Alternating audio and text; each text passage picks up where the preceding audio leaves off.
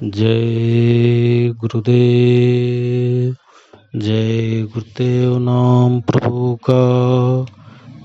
का प्यारा नाम। जय गुरुदेव। परम संत बाबा जय गुरुदेव जी महाराज सत्संग सुनाते हुए शाकाहारी सदाचारी बाल संघ पत्रिका के द्वारा बताए, स्वर्ग के हिस्से से नाम तुम्हारी दोनों आँखों के मध्य भाग तक आ रहा है। फिर तुम उस आवाज को सुनो, तब कर्म साफ होंगे। मथुरा बाबा जय गुरुदेव जी महाराज ने सत्संग सुनाते हुए कहा कि धीरे धीरे यहाँ से अपने चित्त को हटाना चाहिए। जब तक यहाँ चित्त लगा रहेगा तो मन संकल्प विकल्प करता रहेगा, बुद्धि निश्चय अनिश्चय करती रहेगी और अहंकार सबको दबा देगा। इसीलिए चित्त को इधर से हटाना चाहिए ताकि हम साधना के द्वारा आत्म दौलत पा सके। आत्म दौलत मिलेगी तभी हमें सच्चा प्यार मिलेगा, सच्चा धाम मिलेगा। मन चित्त इधर फंसाए हुए हो, इसलिए साधन भजन में मन नहीं लगता, क्योंकि वह इधर लगा हुआ है। धुन सुनते हुए भी इसीलिए वह भागता है। धीरे धीरे काम होगा तो धीरे धीरे मन बुद्धि चित्त को इधर से हटाओ, जल्दीबाजी मत करो। धीरे धीरे मुड़ोगे तो मन और चित्त मुड़ जाएंगे। सूरत को जगाना है। जब तक सूरत शरीर में बंद है, निराकार है, पर्दे को हटाना है, क्योंकि सूरत उसमें बंद हो गई है। चित्त और मन मदद देंगे, गुरु की दया होगी, तब सूरत पर्दे से हटकर नाम और शब्द को पकड़ेगी और सब पर्दों से निकलकर वह निखालिस अपने रूप में आएगी। मथुरा में मैं पहली बार आया, उस समय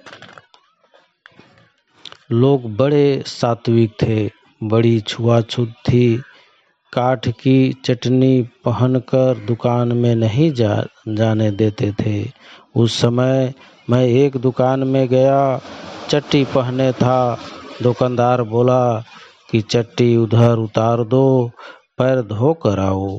इतना विचार था। अब किसी को किसी चीज का ज्ञान ही नहीं रहा। जो चीज खारिज हो जाती है वह खराब हो जाती है। असली चीज को समझना चाहिए। जब मन और चित्त की मदद मिलने लगती है तब साधन बनने लगता है। यही फर्क और पहचान है। ऐसी साधना करो, ऐसी उपासना करो कि अपने घर की तरफ बढ़ जाए तुम्हारे कदम। पहले लोग कहा करते थे कि समय से हर चीज बोओ।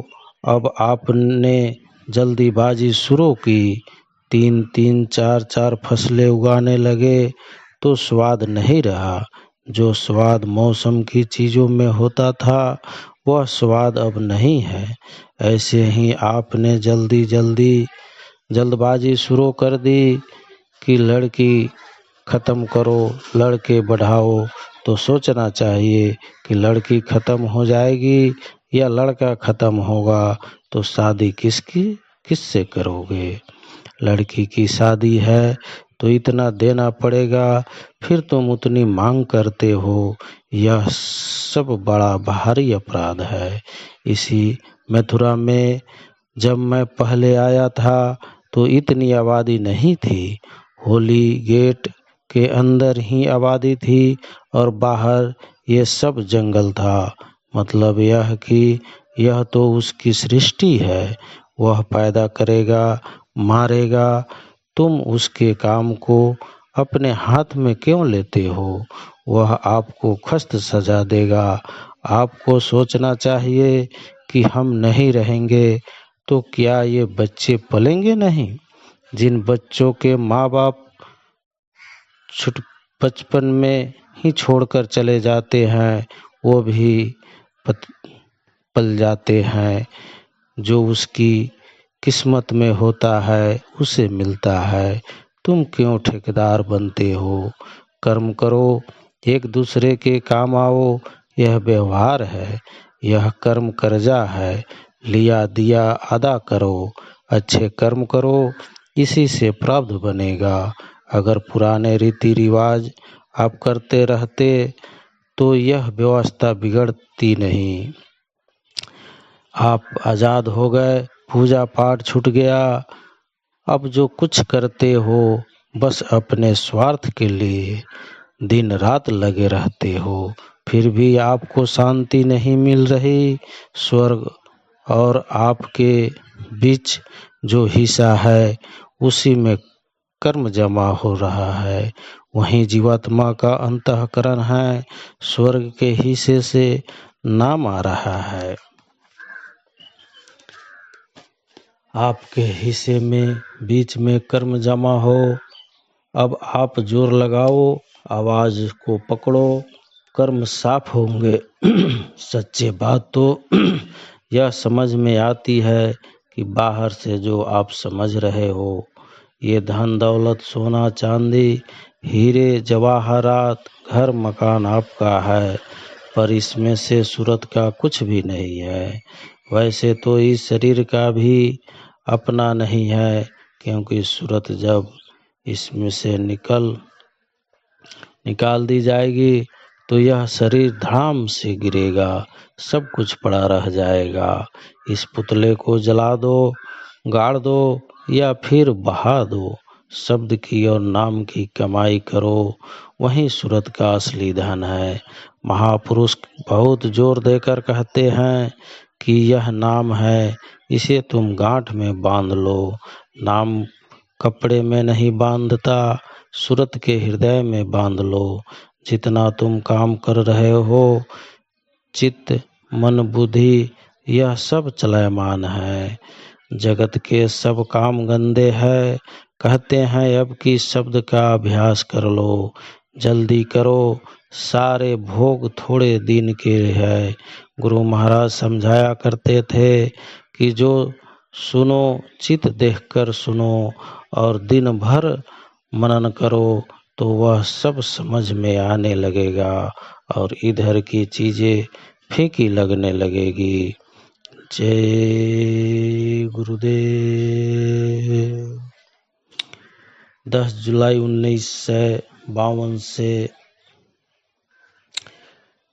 1965 से 80 तक बाबा जय गुरुदेव ने कहा कि आगे रेलगाड़ियों का एक्सीडेंट बहुत होगा, गाड़ियां खूब लड़ेगी, काफी लोग मरेंगे, लोग डर के मारे यात्राएं कम करेंगे, देश में करोड़ों लोगों को भोजन नहीं मिलेगा और सारा भौतिकवाद गेहूं के एक एक दाने केंद्रित हो जाएगा। बड़े बड़े होटलों में जो नंगा नृत्य जिसे केबड़ा डांस कहते हैं आगे बंद कर दिया जाएगा। जानवरों की हत्या पर रोक लग जाएगी। बगैर किसी आंदोलन के गौओं का और भजन कटना बंद हो जाएगा।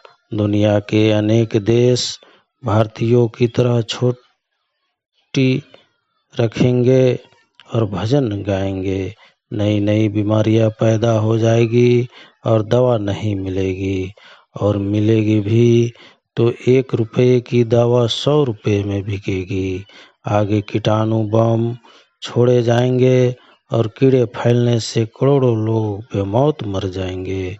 जिन लोगों ने जनता की गाढ़ी कमाई का पैसा विदेशी बैंक में जमा किया है और वापस अपने देश में नहीं लाएंगे तो उन्हें बहुत पछताना होगा। भारत की राजधानी दिल्ली से हटाकर अलग बनानी पड़ेगी। यह कैसे होगा ईश्वर जाने, पर हम आपको पहले बता रहे हैं। आज जो भौतिक सुखों के पीछे लोग दौड़ रहे हैं, आगे पराविद्या के लिए दौड़ेंगे। सत्संग के वचनों का अनेक भाषाओं में अनुवाद होगा। भविष्य में ऐसा होगा कि मांस, मछली, अंडा, शराब की दुकानें नहीं दिखाई देगी। महत्वपूर्ण विश्व की न्यायपालिका भारतवर्ष में बनेगी। समय इतना खराब आएगा कि आदमी आदमी के ऊपर दांत लगाकर अपने मुंह से खून पिएगा। वक्त से पहले जो महात्माओं की शरण में आ जाएंगे उनकी रक्षा हो जाएगी। जो महात्माओं की बात नहीं मानेंगे उन्हें कर्म अनुसार सजाएं मिलेगी। दंड कठोर होगा और अपराध कम हो जाएंगे। राजनीतिक धर्म से जुड़ी होगी। इतने बड़ा परिवर्तन होगा जो अभी किसी के दिल दिमाग में नहीं है। जय गुरुदेव। आपके खत का जवाब। संत मत की साधना में जो लगकर भजन करते हैं और सदा गुरु को सिर पर रखते हैं, यानी आज्ञा में चलते हैं, उनको किसी से डरना नहीं चाहिए। देवी देवता, भूत प्रेत, जंत्र मंत्र ऐसे साधक का कुछ बिगाड़ नहीं सकते, बल्कि उनसे डरते रहते हैं। जिस सत्संगी ने भजन करके नाम को अंतर में प्रकट कर लिया है, उसको बहुत बड़ी शक्ति प्राप्त हो जाती है। आप अपना मुख्य लक्ष्य भजन का रखें। घर में भूत लग रहे हैं तो झाड़ फूक करवाए। अगर चाहे तो मथुरा स्वामी जी महाराज के पास आ सकते हैं। भूत छुड़ाने का स्वामी जी का अपना तरीका है। उनकी आज्ञा में भूत प्रेत भी चलते हैं और परेशान नहीं करते। भूत इंसानों पर सवार होकर तकलीफ देकर अपना पिछला बदला भी चुकाता है। तुमने यह नहीं लिखा कि तुम किस प्रकार के मानसिक तनाव में रहती हो। अगर तुमने नामदान लिया है तो भजन सुमरन रोज करो, फिर भोजन हल्का किया करो। भले ही 3-4 बार लो, भोजन का ठीक से पचना जरूरी है। यदि कोई बीमारी का अंदेशा हो तो डॉक्टर को दिखाओ। सत्संग में बराबर बताया जाता है कि ध्यान के वक्त अंतर में ठीक सामने देखे।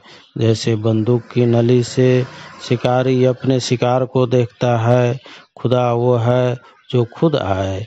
आपका अपना काम एकटक होकर अंधेरे में सामने देखना है। कुछ दिनों अथवा हफ्तों के अभ्यास से अंतर में प्रकाश और साथ में गुरु भी प्रकट हो सकते हैं। लगन, विरह और तप के साथ साधना करें। सत्संग का मिलते रहना जरूरी है। थोड़े थोड़े दिनों के बाद मथुरा जाकर स्वामी जी महाराज का दर्शन दीदार कर आया करे। रास्ता सच्चा है, कमी हमारे अंदर है। विरह अंग लेकर बैठने से काम जल्दी होता है। तुम चिंता मत करो, जो तुम्हारे प्रारब्ध में अच्छा बुरा होगा सब भोगना पड़ेगा। कर्मानुसार भोग मिलते हैं। भजन से ऐसी शक्ति प्राप्त होती है कि इंसान अब असंभव को भी संभव कर सकता है। भजन के प्रताप से गूंगा बोलने लगता है, अपाहिज पहाड़ों पर चढ़ सकता है। फिर तो तुम्हारी बीमारी कुछ भी नहीं है। शादी वहीं होगी जहां तुम्हारा योग होगा। गुरु पूर्णिमा के कार्यक्रम में जो जुलाई के दूसरे तीसरे सप्ताह में पड़ेगा, अपने माता पिता के साथ मथुरा जाना, सत्संग मिलेगा। तब बहुत सारी बातें समझ में आएगी। सुमरन, ध्यान, भजन किसी भी अवस्था में किया जा सकता है। उसमें किसी भी प्रकार के छुआछूत का सवाल नहीं है। नहा कर करे या बिना नहाए करे या टट्टी में बैठ कर करे, कोई दोष नहीं। चेतन आत्मा से चेतन परमात्मा की आराधना की जाती है। जड़ शरीर गंदा है या साफ है, इसकी कोई चिंता नहीं करनी है। आप यदि प्रति माह सेवा जमा न कर पाते हैं तो 2-3 माह और ईमानदारी है तो कोई दोष नहीं लगता। शाकाहारी लोगों के साथ खान पान होने से भजन ध्यान में मन लगेगा। जय गुरुदेव।